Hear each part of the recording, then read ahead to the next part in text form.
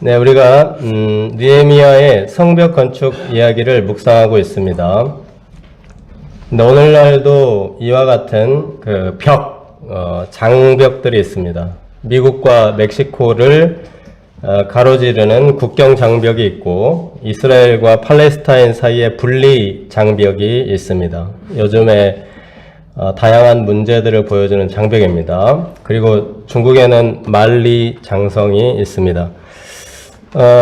중국이 요즘 이제 노골적으로 역사 왜곡을 하고 있어서 만리장성을 계속 늘리고 있습니다. 발표할 때마다 이게 늘어나요. 그래서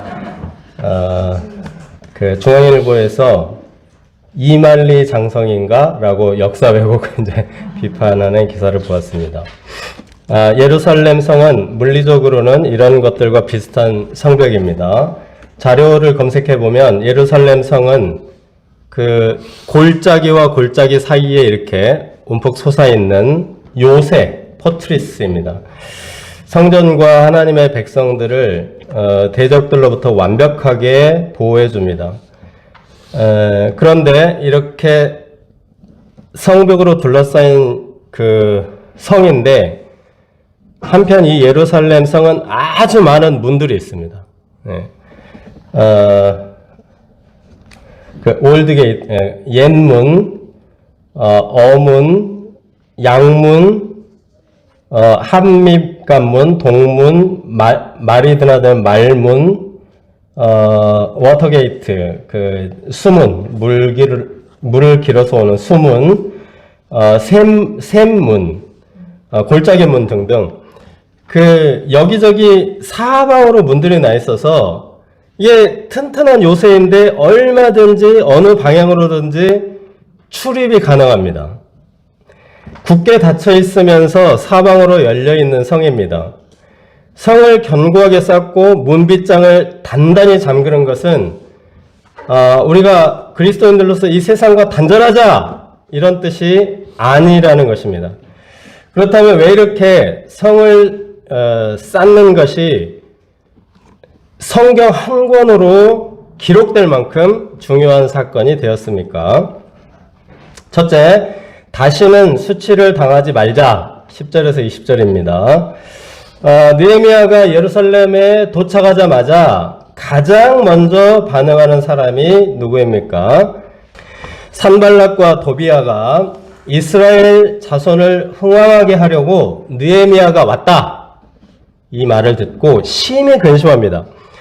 이들은 앞으로 예루살렘 성벽 건축을 하는데 아주 손발이 척척 맞는 환상적인 방해 듀오, 환상적인 회방 듀엣입니다. 지난번에 에스라서에서 성전을 건축할 때 르훔과 심세가 방해했던 것처럼 아주 환상적인 방해자들입니다. 그런데 도비아는 산발랏의 종이었다. 이렇게 소개하고 있습니다. 10절을 보십시오. 산발랏과 종이었던 도비아. 그리고 19절에도 산발랏과 종이었던 도비아. 이거 강조를 하고 있습니다. 그러니까 이 두 사람의 관계를 밝히는 겁니다. 산발랏의 종이 도비아였다는 겁니다. 근데 두 사람 다 지금은 총독이 됐고, 여기서 이 종이란 말은 신복, 이인자, 계승자, 뭐 이런 뜻입니다. 주인과 종, 그런 의미보다, 수제자, 계승자, 이런 뜻입니다. 제 모세의 수종이었던 여호수아가, 영적인 계승자가 된 것과 비슷합니다. 하나님을 대적하는 자들이 대를 이어서 하나님을 대적할 계승자를 이렇게 키우는 것입니다. 하나님의 종 모세가 여호수아를 키운 것처럼 사무엘이 다윗을 세운 것처럼 악한 자들도 그들의 후계자를 키우면서 대를 이어서 자자손손이 하나님을 대적합니다. 느헤미야가 오자마자 산발락과 도비아와 같은 자들이 예의주시합니다.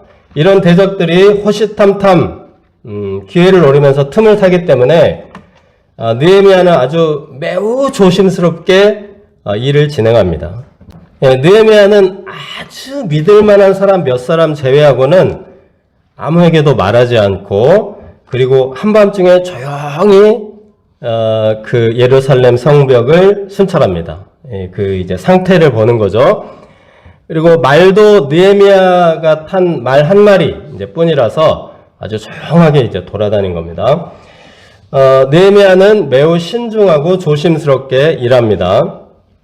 예, 자기가 페르시아 최고위 관직에 오른 사람이라서 사실 예루살렘 총독으로 돌아왔을 때 금이 환영하는 것 같았을 것입니다. 우리 유대인 3세가 술 관원장이 됐어. 사람들이 입신양면 막 환영하고 이런 거 하지 않고 조용하게 돌아와서 이제 3일간 휴식을 가졌습니다. 그리고 한밤중에 아무도 모르게 대적들도 모르고 이스라엘 그 일반 백성들 민장, 백부장 이런 사람들도 아무도 모르게 암행 현장 순찰을 한밤중에 했습니다. 예수님의 말씀처럼 이제 오른손이 하는 선행을 왼손이 모르게 이렇게 하는 것입니다. 13절에서 15절은 느헤미야가 암행 순찰하는 경로입니다. 13절 15절 보겠습니다. 골짜기 문으로 나갔다고 했습니다. 골짜기 문으로 나가가지고 용정을 지났다. 네. 이 용정에는 이제 뱀의 우물이라는 뜻입니다. 좀 특별하죠, 이름이. 그 다음에 분문, 이것은 이제 오폐수 처리, 그러니까 변뿐만 아니라 여러 가지 이제 오폐수를 처리하는 그런 문인데, 분문을 지나서 샘문, 그리고 왕의 못까지 갔는데 더 이상 말을 타고 갈 수 없을 정도로 성벽이 무너져서, 그리고 돌무더기가 쌓여 있어서 도보로 시내를 따라 올라갔다가 성벽을 살펴보고, 그리고 돌아서가 이제 returned back 또는 이제 returned 해서 돌아가지고 처음 나갔던 그 골짜기 문으로 다시 이제 들어왔다. 이런 현장 답사 경로를 아주 상세하게 밝히고 있는데요. 예루살렘 성문의 한 10분의 1 정도 살짝 본 겁니다. 네, 그거를 이렇게 밑에 뾰족한 부분, 요 부분을 나가서 이렇게 가다가 더 이상 갈 수가 없어가지고 다시 돌아갔다, 이제 그런 얘기를 하고 있습니다. 답사 경로가 너무 짧아요. 이 성을 다시 지어야 되는데, 현장을 막 철저하게 막 다 보고 이렇게 해야 되는데, 짧습니다. 왜 전부 돌아보지 않는 것입니까? 이렇게 대충 돌아보고 어떻게, 건축이 굉장히 정교하잖아요. 그 건축을 어떻게 한다는 겁니까? 그는 하나님이 주신 계획이 이미 있었습니다. 네. 12절을 보시면 내 하나님이 예루살렘을 위해 무엇을 할 것인지 내 마음에 주신 것이 있다. 네. 하나님의 계획이 자기 마음에 있었습니다. 하나님께서 당신의 계획을 느헤미야에게 알려주셨습니다. 우리가 느헤미야 1장에서 느헤미야가 동생 하나니에게 예루살렘 성의 상황을 자세히 들었다고 했죠. 자세히 듣고 그 상황이 너무 그려져서 너무 막 애통해서 울었다고 했습니다. 그리고 나서 성벽 재건을 위해서 100일간이나 기도를 했습니다. 100일간. 그렇게 기도할 때 하나님께서 그에게 주셨다는 겁니다. 계획을.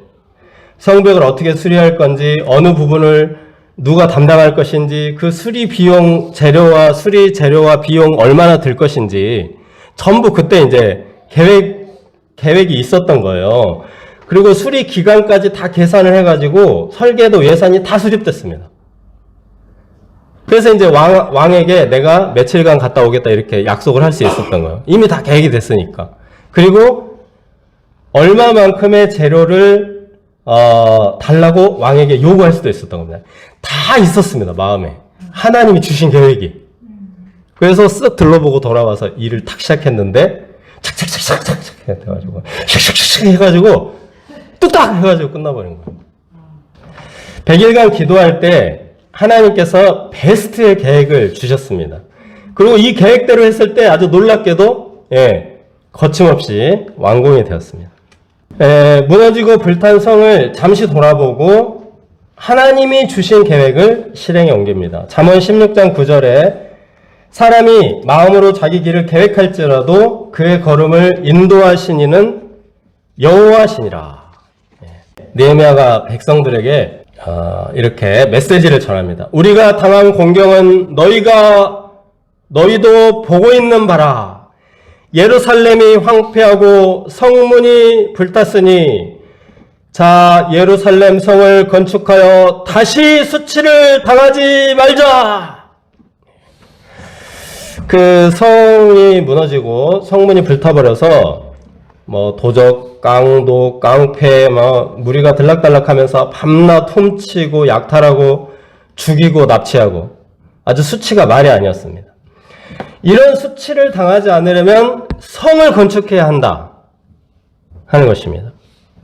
그리고 이제 느헤미야는 자기가 경험한 하나님의 은혜를 간증을 했습니다. 하나님의 선한 손이 나를 도우신 일과 왕이 내게 이른 말씀을 전하였더니. 느헤미야도 원래 포로 3세입니다. 그러니까 페르시아에서 포로로서 천한 신분이었습니다. 그런데 그는 포로니까 대충 살래. 네, 그렇게 하지 않고 자포자기 하지 않고 경건하고 거룩한 삶을 살았습니다. 신앙의 성을 높이 쌓은 겁니다. 그는 세상 누구보다 경건하고 거룩한 사람이 되었고 그래서 세상 그 누구보다 믿을 수 있는 사람이 되었고 이 아닥사스다 왕이 자기 목숨을 책임질 수 있는 사람으로 술 관원의 자리까지 오르게 되었습니다. 경건과 거룩의 성을 높이 쌓았을 때 수치를 당하던 데서 영광의 자리에 앉게 된 것입니다. 자기의 그 영적인 경험처럼 우리가 이 성을 다시 쌓아서 수치를 당하지 말고 하나님의 영광에 이르자 메시지를 전한 거죠. 느헤미야의 간증을 들은 백성들은 힘을 냈습니다. 일어나 건축하자 하고 너도 나도 이 선한 일에 자원했습니다. 제가 UBF 본부에서 이제 인턴 훈련을 받았을 때요. 이제 본부 센터 모임에 제가 참석을 했는데 평신도 모임에 한 번도 빠짐없이 참석하시고 그리고 항상 시작 시간 전에 와 있는 분을 보았습니다. 이제 몇 분이 있는데 그 중에 독보적으로 아주 그런 분이 있었습니다. 막 기도 모임, 그룹 성경 공부, 뭐 요해 목자 역사 보고 수양에 빠지는 적이 없어서 제가 한가한 직장에 다니시나 보다 이렇게 이제 생각을 했는데 그런데 나중에 알게 됐는데 그분이 이제 큰 기업의 최고 재무 책임자 CFO, Chief Financial Officer라고 했습니다. 그 회식 술자리 절대로 가지 않고 교회 모든 모임에는 절대적으로 참석하는데 이제 회장님이 신뢰를 해가지고 그래서 말단 사원으로 들어갔는데 하나님께서 높이셨다고 합니다. 우리가 경건하게 살면 세상에서 뒤처질 것이라는 오해가 있습니다. 그런데 경건과 거룩의 성이 견고하지 못하면 오히려 수치를 당합니다. 쾌락의 강도 때와 탐욕의 도적 때가 우리를 약탈하고 유린하여 부끄러운 삶을 멸하지 못하게 되는 거예요. 지난 20년, 30년 동안 교회와 기독교인들이 수치를 당했습니다. 생각해보면은 무엇 때문에 수치를 당한 겁니까? 세상의 쾌락과 물질적 욕망에서 구별되지 못했기 때문입니다. 이제 우리가 일어나서 경건과 거룩의 성을 건축해야 할 때입니다. 예루살렘 요새처럼 높이 쌓아서 다시는 수치를 당하지 말아야 하겠습니다. 둘째, 손에 손잡고 3장입니다. 느헤미야에게 주신 하나님의 계획대로 성벽 중건이 시작됩니다. 성벽 건축에서 가장 먼저 대제사장과 형제 제사장들이 망대 2개, 하나넬 망대, 한매 망대, 그리고 그 망대 사이를 잇는 성벽, 그리고 문 하나, 양문, 이렇게 이제 건축을 해가지고, 이 건축물을 하나님께 드리는 성별 예배를 거행했습니다. 다 한 게 아니고 요거만. 그러니까 마치 이게 이제 우리가 소득의 11조를 드리는 것처럼 예루살렘 성벽의 11조를 드린 것입니다. 여기서 이제 망대 2개, 그 사이에 성벽, 그리고 문 1개, 요거는 이제 성 구성의 그 기본 요소를 다 포함하고 있는 겁니다. 성벽 있죠?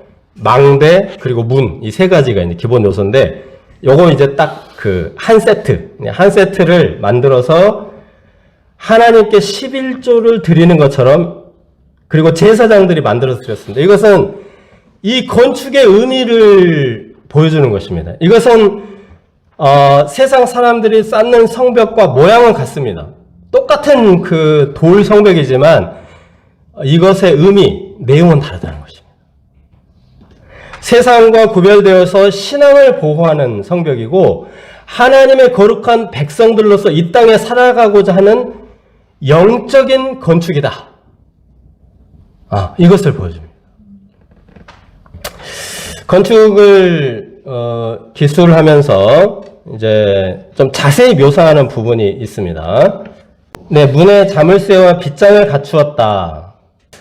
그래서 견고하게 잠글 수 있도록 보안을 철저히 한 것입니다. 당시 그 자물쇠와 빗장을 보면 기술이 굉장히 뛰어납니다. 우리 고궁에 가서 혹시 그 궁궐 문 자물쇠 빗장 보셨습니까? 크기가 어마어마하게 크죠. 근데 여기 나와 있는 이 자물쇠와 빗장은요, 우리가 지금 디지털 키가 나오기 전까지 쓰였던 그 키 있잖아요. 그 키하고 원리가 똑같아요. 2000년 전인데 똑같고, 이게 이제 6000년 전에 그 이집트 유물도 보면은, 우리가 최근까지 쓰던 그 자물쇠 있잖아요. 뾰족뾰족 해가지고, 요 차이를 이용해서 보완을 하는 그 자물쇠, 똑같은 원리의 자물쇠들이 있습니다. 재료만 발달하고 사실 이렇게 아이디어는 옛날 사람 똑같아요. 예, 굉장한 자물쇠입니다. 이런 자물쇠를 만든 이유는 이제 정말 소중한 것을 철저하게 지키기 위해서 열쇠 기술이 엄청나게 발달한 겁니다. 예, 문을 잠그나 마나 괜찮으면 발달 안 하겠죠. 근데 이 보안 기술이 굉장히 엄청납니다.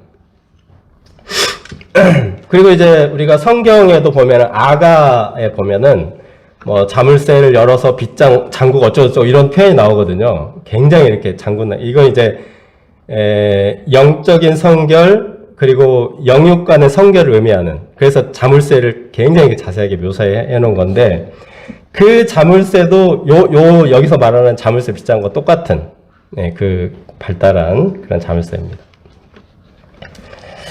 자물쇠와 빗장, 여기서 문의 이중성을 보여줘. 문은 열라고 만든 거예요. 벽이 아니잖아요. 열어서 통행해라. 열라고 만든 통로인데, 거기다가 그냥 자물쇠를 꽉 잠궈 놓습니다. 문의 이중성. 그러니까 예루살렘 성에 들어와야 할 것이 있으면 문을 활짝 열고 들여보내야죠. 네. 근데 들어와서는 안 될 것이 있다면 이것은 완전히 꽉꽉 잠궈서 조금도 한 발짝도 들여놓지 못하게 해야 한다는 겁니다. 영적인 순결, 영육 간의 순결을 의미하는 것입니다. 자물쇠와 빗장, 우리가 하나님께 대해서는 활짝 열려 있어야 하지만 거룩하지 않은 것, 음란한 것, 추악한 것에 대해서는 아주 단단히 자물쇠를 채워서 우리의 마음에 조금도 침투하지 못하게 잠궈야 합니다. 요거 못 잠그면 우리 엄청난 수치를 당하게 됩니다. 지난주에 한 국가대표 펜싱 선수에 대한 놀라운 뉴스들이 있었습니다.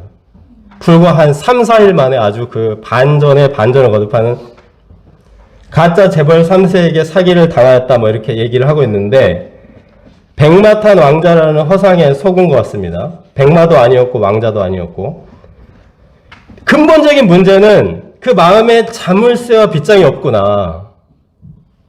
세상에서 가장 단단한 자물쇠는 무엇입니까? 하나님의 어린 양 예수님의 보혈입니다. 회개하고 죄사함 받은 사람의 마음에 가장 단단한 자물쇠가 생깁니다. 영적으로 순결한 사람은 세상 쾌락과 재물에 대해서도 자물쇠를 채울 수 있습니다. 우리가 거룩한 것에 대해서는 활짝 열려있고 이 추하고 악한 것에 대해서는 철저히 잠긴 자들이 되어야 하겠습니다. 성벽 건축에 손발 벗고 나선 사람들의 그 면면을 살펴보면 굉장히 다양한 구성됩니다. 네, 7절을 보십시오. 7절. 기본 사람들이 있는데 이 사람들은 강서쪽 총독의 관할에 속했다. 그러니까 유다 사람이 아니에요. 그러니까 유다에 속한 사람이 아니고 행정구역이 다르기 때문에 이제 제국이니까 이 사람들은 사실 다른 나라 사람이나 마찬가지인데 근데 와서 이 건축에 동참을 한 것입니다. 굉장히 놀라운 사람들.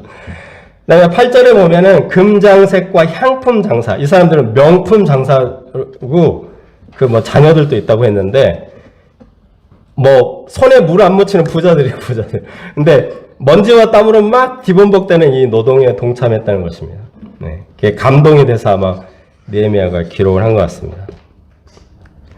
그리고 또한 많은 지도자들이 이제 앞장을 섰어요. 네, 9절에서 19절에 보면은 지도자들이 쭉 나오는데 9절에 예루살렘 지방의 절반을 다스리는 후르의 아들 르바야 나오고 그 다음에 12절에 예루살렘 지방 절반을 다스리는 할로헤스의 아들 살론과 그 딸들, 그리고 14절에 벳학게렘 지방을 다스리는 레갑의 아들 말기야가 나오고 15절에 미스바 지방을 다스리는 골호세가 나오고 16절에 벳술 지방 절반을 다스리는 아수북의 아들 느헤미야 동명이인이고 17절에 보면 그윌라 지방 절반을 다스리는 하사랴, 그리고 18절에는 그일라 지방 절반을 다스리는 헤나다렛의 아들 바웨, 19절에 미스바를 다스리는 예수와의 아들 에셀, 뭐 이런 지도자들이 이 부분에 이제 되게 많이 등장하고 있습니다.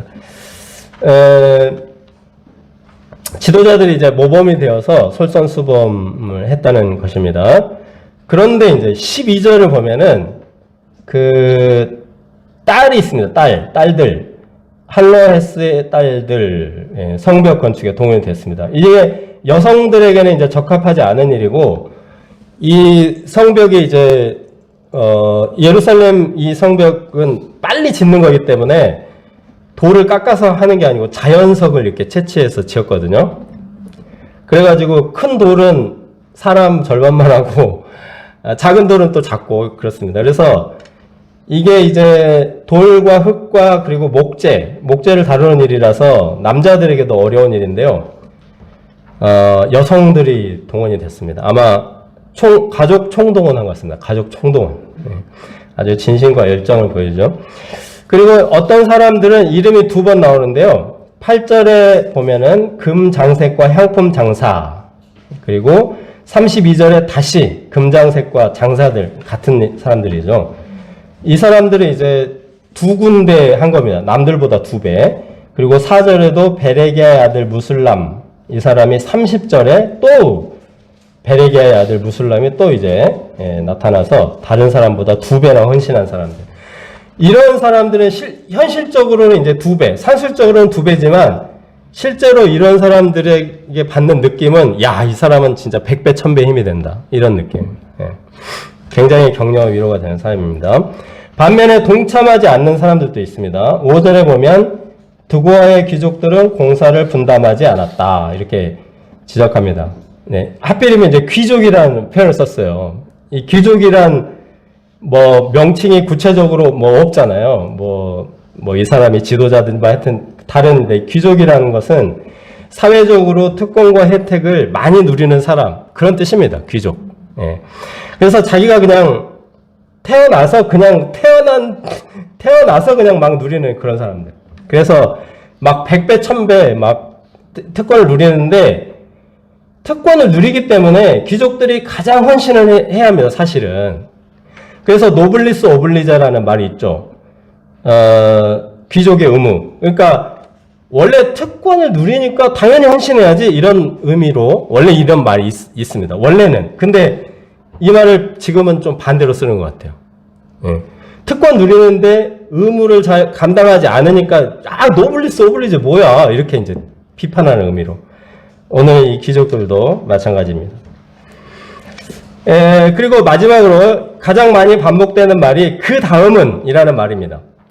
세 보셨습니까? 그 다음은 30일에 정확히 말하면 원어적으로 보면 30일인데 next to him, after him, 뭐 그 다음은 이제 이렇게 번역이 영어로도 이렇게 번역이 되어 있는데요.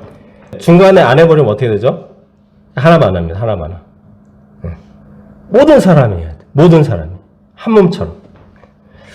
그래서 공동체에 대한 이 책임감, 공동체 의식을 아주 잘 표현하고 있습니다. 그 다음은 이 말을 계속 반복하면서 한 몸과 같은 공동체를 소중하게 여겨야 한다는 것이죠. 시편 133편 1절에 형제가 연합하여 동거함이 어찌 그리 아름다운고, 그리고 로마서 12장 5절에 그리스도 안에서 한 몸이 되어 서로 지체가 되었느니라. 이 성경도 우리가 개인 신앙도 중요합니다. 나의 개인 신앙. 그렇지만 다 함께 같이 해야 되는 일들이 있습니다. 이것은 내가 뭐 힘들고 어렵고 이거 떠나서 함께 해야 한다. 그 다음은이라는 말에 나타나 있고, 또 이 이제 그 다음이라는 말이 히브리어가 원어적으로 그냥 원어 자체의 뜻은 자기 손으로라는 뜻입니다. by his hand, 자기 손으로. 그러니까 그 손으로, 이 사람 어느 지도자 그 손으로, 금장색 그 손으로, 그리고 그 손으로 그러면 이제 손에 손잡고 이런 뜻입니다. 손에 손잡고. 모두가 손에 손잡고 모두가 예루살렘 성벽을 함께 완성해가는 모습을 그리고 싶어 한 겁니다. 느헤미야 3장은 바로 하나님께서 느헤미야에게 주신 계획인데, 모두가 함께 손에 손잡고 이 일을 하는 것이 의미가 있다. 이것이 영광스럽고 아름답다. 이런 의미로 그리고 있습니다. 자, 이처럼 우리는 모두가 한 마음, 한 몸이 되어서 이 세상에 대해서 높은 성벽, 요새라고 할 만큼 강력한 성벽을 쌓아야 합니다. 이를 통해서 세상과 분명하게 구별되어서 다시는 수치를 당하지 말아야겠습니다. 뿐만 아니라 하나님의 영화로움으로 영화롭게 될 수 있기를 기도합니다.